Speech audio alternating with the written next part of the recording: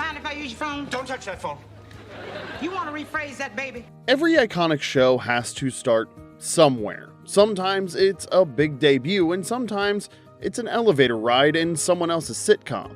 Think you know your TV spin-offs? Well, buckle up, Buttercup, because you're about to be shook. Some of these shows you probably had no clue were even spin-offs. Now, no judgment here, we're all learning. So if TV spin-offs, even the flops, are your thing, check out our full playlist. That link is in the description. And before we dive too deep into this, subscribe and smash that like button like you're slamming a VCR shut, and let's get into our countdown of 5 TV shows you probably didn't know were spin-offs. Let us know which ones actually shock you the most. Number 5, Family Matters, spin-off of Perfect Strangers. Now, before Steve Urkel was crashing through Winslow windows and asking, "Did I do that? Did I do that?" Family Matters had a surprisingly humble origin story, one that started with an elevator and plenty of classic sitcom cheese. Back in the neon glow of 1987, Jo Marie Payton played Harriet Winslow, the no-nonsense elevator operator on Perfect Strangers. She worked at the Chicago Chronicle, where sitcom cousins Larry and Balky got into weekly shenanigans. Harriet was only supposed to be a side character, but she had that rare sitcom sparkle, the kind that makes network execs say, "Let's give her a house, a husband, and a primetime slot." And just like that, Family Matters was born. It was supposed to be a wholesome, family-centered sitcom. Harriet, her husband Carl, played by Reginald VelJohnson, fresh off of Die Hard, mind you, their kids, and some classic middle-class Chicago charm. You know, life lessons, soft piano outros, and maybe an occasional truth bomb from Mother Winslow.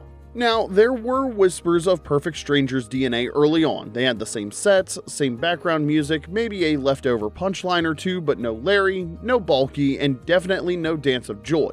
It was its own thing for about 12 episodes. Then came the seismic sitcom shift. Enter Steve Urkel. Originally meant for just one episode, Jaleel White's suspender-wearing, cheese-loving chaos magnet hijacked the entire show, and audiences couldn't get enough. Suddenly, the Winslows weren't just a Chicago family. They were caretakers of TV's most iconic nerd. Gone were the relatable plots about homework and sibling rivalry. In came teleportation devices, time travel belts, and Stefan Urkel. Once the early 90s hit, Family Matters wasn't just a spin-off. It was a full-blown pop culture juggernaut. Goodbye, Steve. So long, Steve. I'm glad I made you, Steve. Me too, Steve.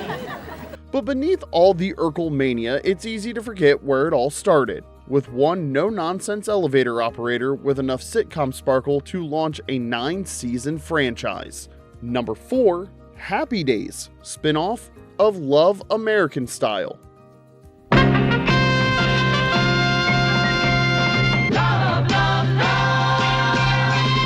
love American Style. Now at number 4, we have Happy Days, the show that defined 50s nostalgia. Actually, it began as a forgotten episode of an anthology series. In 1972, Love American Style aired Love and the Happy Days, a sweet little segment about Richie Cunningham, played by Ron Howard, a wholesome teen in 1950s Milwaukee, saving for a television set.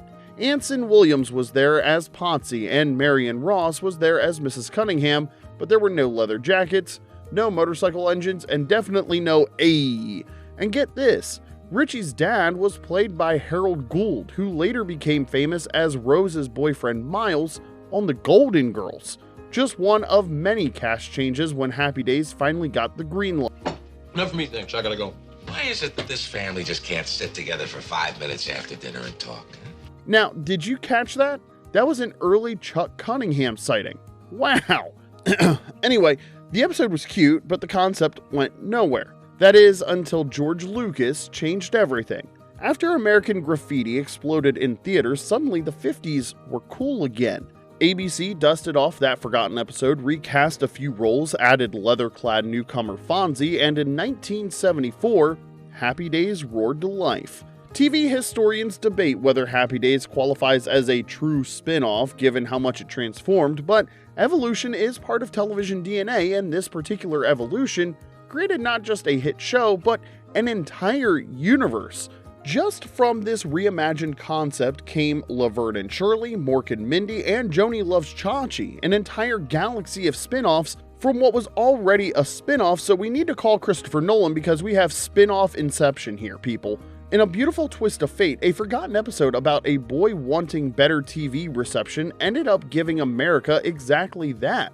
A clearer vision of a decade that perhaps never existed quite so perfectly, but that we all somehow miss anyway. Now, we're about halfway through our countdown of surprising spin-offs, so if you're enjoying these TV origin stories, now's the perfect time to hit that like button and subscribe to remember when. We've got 3 more mind-blowing connections coming up that'll change how you see these classic TV shows forever. Number 3, Trapper John MD, spin-off of MASH. Now at number 3 we have Trapper John MD, a show that answered the question, what happens when you take a wisecracking Korean war surgeon and fast forward to his days as a seasoned chief of surgery? If you thought Hawkeye was MASH's only breakout success, well, Trapper would like a word with you. The show premiered in 1979 with Pernell Roberts, Adam from Bonanza, taking over the role of an older, wiser Trapper John, now a seasoned chief of surgery, trading cowboy hats for scrubs and sporting a distinguished silver beard and hair. This wasn't just a casting change, it was a genre change. Trapper traded battlefield triage and martini-soaked pranks for hospital bureaucracy and societal issues. The show found its place in the lineage of medical dramas, bridging the gentle bedside manner of Marcus Welby MD and the intensity that ER would popularize years later. Trapper wasn't facing this new battlefield alone. His wingman was Dr. Gonzo Gates, played by Gregory Harrison, sporting the kind of feathered hair that deserved its own medical license. A Vietnam vet with motorcycle boots under his scrubs, Gonzo was essentially Trapper the next generation, carrying the proverbial rebellious torch while Trapper evolved into the establishment. The show also gave us Madge Sinclair years before she ruled Zamunda in Eddie Murphy's Coming to America or voiced Simba's mother in Lion King. It's all right with me. As long as Zazu goes with you. But the real drama, well, that happened off-screen. Trapper John triggered a legal battle that could only exist in Hollywood. Was it a spin-off of the MASH movie or the TV show? The court ruled it a movie-based project, awarding film producer Ingo Preminger 25% of the proceeds but no creative control. Leave it to Hollywood to create real-life drama in the courtroom, though this time with a surprisingly equitable ending. Despite lasting 7 strong seasons, Trapper John never reached MASH-level cultural saturation, but it did something perhaps more impressive. It grew up. While MASH showed us war's absurdity, Trapper John showed us what healing looks like after the helicopters stop landing. Number 2, Just the 10 of Us, a spin-off of Growing Pains. Ah yes, Just the 10 of Us, the spin-off you only remember because someone recorded it over your cousin's wedding, and now it's the only thing keeping that VHS tape relevant. You remember Growing Pains, right? You know, the show with Alan Thicke, a young Leo DiCaprio, and Kirk Cameron, every 80s girl's crush.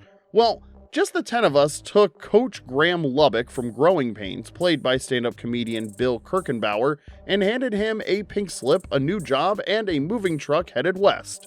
After getting laid off from the Seavers Old High School, thanks to budget cuts of course, Coach Lubbock packed up his pregnant wife, 8 kids, and Catholic guilt and moved to Eureka, California to take a job at an all-boys private school. And I'll be covering Spanish dos while Mr. Clemente is straightening out his little citizenship misunderstanding. By special arrangement and pure sitcom logic, his 4 teenage daughters also got to enroll, which, as you can imagine, turned the school into absolute chaos. Those 4 daughters, by the way, are icons. Marie, the responsible one, played by Heather Langenkamp, aka Nancy from Nightmare on Elm Street. The twins, Cindy, the dizzy one, played by future queen of Lifetime original movies Jamie Luner, and Wendy the flirt, played by Brooke Thies. Of course, sometimes the twins swap personalities just to keep things a little spicy. And lastly, there was Joanne Willett as Connie, the artsy wildcard who occasionally flirted with agnosticism, much to her parents' absolute horror. Together, they weren't just stirring up hallway drama, they formed the Lubbock Babes, a singing group designed to help the family hustle for extra cash. Picture the Partridge Family if they shopped at the mall, teased their bangs, and entered every talent show within a 50-mile radius. The show featured future star power like Dennis Haysbert as Coach Johnson before he was President Palmer on 24, or selling you car insurance in Allstate commercials, and a young Max Shockman as JR, who would grow up to direct WandaVision and other TV shows you binge watch today. Just the 10 of Us started with a 4-episode test run in 1988, but the response was huge. It quickly became part of ABC's early TGIF lineup, back when Friday nights meant pizza, soda, and arguing over who got the good spot on the couch. It had all the right ingredients: big family energy, teen crushes, musical montages, and a lovable dad who spent most of his time trying and failing to fend off every teenage boy in California. Unfortunately, even decent ratings couldn't save it. ABC decided they wanted all of TGIF under one production company, and Just the 10 of Us got quietly axed after 2 seasons, replaced by a forgettable show called Going Places that ended up, well, going nowhere. But for those who stayed up too late watching or dreamed of forming a mall pop band with their sisters, Just the 10 of Us still holds a special Aquanet-scented place in sitcom history. Number 1, A Different World, a spin-off of The Cosby Show.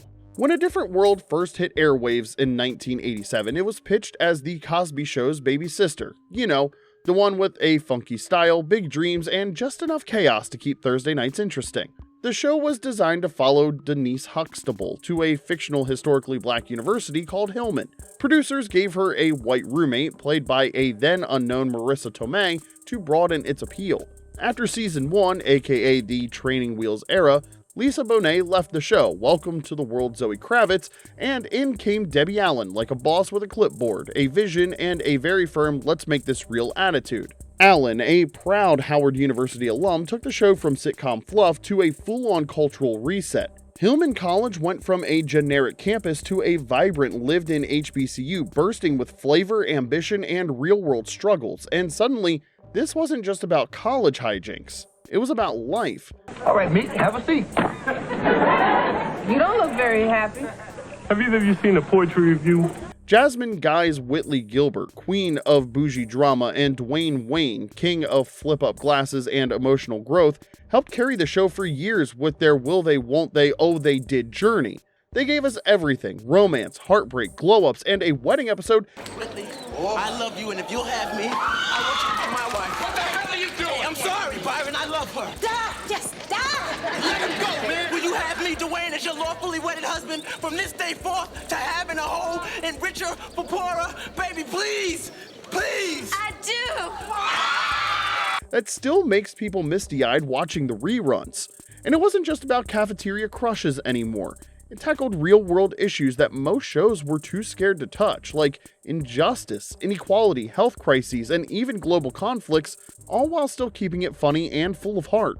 At a time when other shows were playing it safe, A Different World wasn't afraid to get real. The cast was stacked. Not just Jasmine Guy and Kadeem Hardison, but also Sinbad, Cree Summer, Charnel Brown, Jada Pinkett Smith, Glenn Turman, and Joe Morton, just to name a few. And the guest stars were, all I can say is wow. They had Halle Berry, Patti LaBelle, Gladys Knight, and yes, even Tupac Shakur before all eyes were on him. And guess what? It worked. HBCU enrollment spiked. Black students saw themselves on screen, funny, flawed, ambitious, but most importantly, real. For a lot of people, Hillman wasn't just a show. It was the first time college felt like an actual possibility. People didn't just watch, they applied. Decades later, A Different World is still hitting. The cast reunited in 2024 for a Hillman College HBCU tour, and people showed up like it was a Beyonce concert, and now a new Netflix sequel is officially in the works, following Whitley and Dwayne's daughter as she steps onto Hillman's campus, ready to write her own story. So yeah, it started in the shadow of The Cosby Show, but by the end, A Different World wasn't just a spin-off. It was the movement, and it still is. And that's a wrap on these surprising spin-offs, because in TV land, even the biggest hits sometimes started in the most obscure places. Which spin-offs caught you off guard? Drop your "wait, that was a spin-off" moments in the comment section below, because we know you've got them. And hey, If you're loving these wild detours through TV's back catalog, smash that like button, hit subscribe, and keep riding the retro wave with us at Remember When.